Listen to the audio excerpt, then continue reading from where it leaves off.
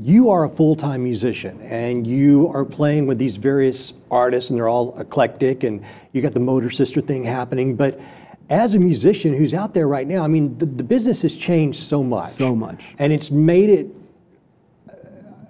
it looks to me like it's made it difficult to continue to make a living in the game.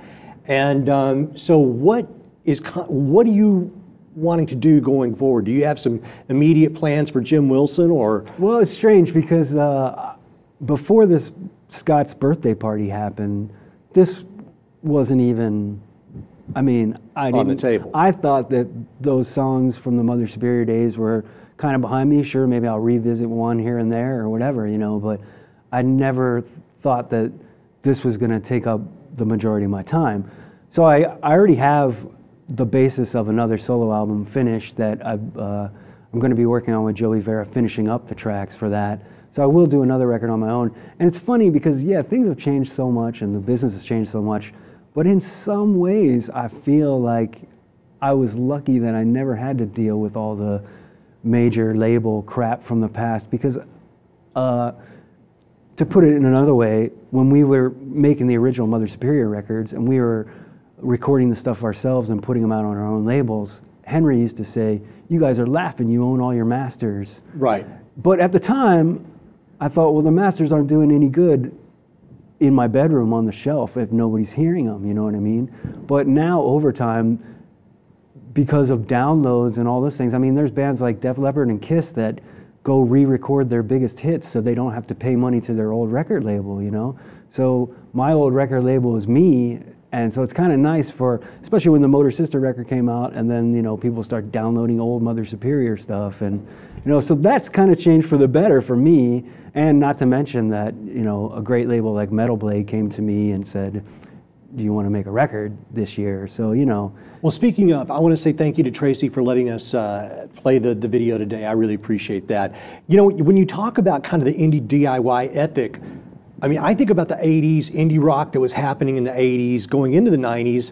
I mean, there was a feeling even then that, hey, listen, you know, the more that we can do ourselves, the better. So, and Aaron's was a great place for that. Exactly. I was seeing all these bands put out all these 7-inch singles on the wall of Aaron's, which was interesting to me because at the time I was like, a 45. Yeah, I know. I remember that. Yeah, it was wild. Hey, it was prescient. I mean, it was an interesting move to make. And it said to me, like, why are you waiting for these guys? There was a guy from a little label in LA that was having us do showcases. I swear we did like 4 showcases for the guy, trying to impress his bosses and things. And that guy led us around for probably a year.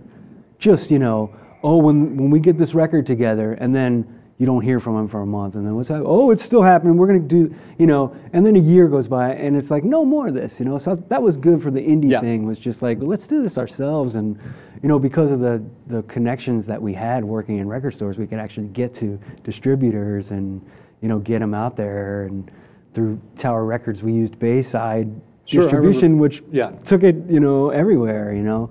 So those are different days for sure. And I have to say that, you know, I still listen to as much music as I did then, but, you know, I do wish that there was more than just Amoeba, you know. I love Amoeba. I love going in there. I do too. Know. I mean, I mentioned on the show the other day, I had Ken Calais in here who produced Rumors. Of course, yeah. And we were talking about just how the whole retail space has changed, because when I was growing up, you know, I spent a lot of time in record stores, and there were a lot of record stores. Record stores and libraries. I was a total geek. Yeah. Like, that's where I went. And now, I mean, I know that there's other record stores in town, but I think of Amoeba, and a lot of love for Amoeba, but it's just a shame that that's the only one I can think of really strongly right off the bat. Right. And music still has value. The other thing that's changed about the business, people, and Ken Calais made this point as well, it's like when you download a song, he made the point that, like, if I download it on my phone doesn't get any heavier, so it's like, where's the perceived value of music? And listen, it's an old argument, but...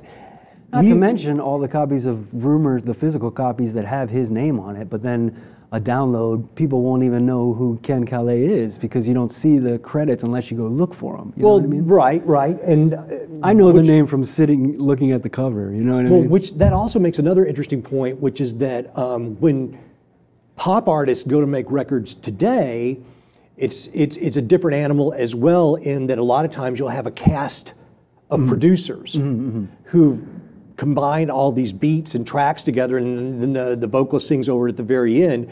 Whereas, you know, the business used to be you formed a band or what have you, and you got your chops together. I'm not saying it's better or worse, it just is. It's a different animal. That's the way it is. I mean, my daughters listen to music now, and they love music. And it's just interesting to see what they're exposed to versus what you and I grew up with.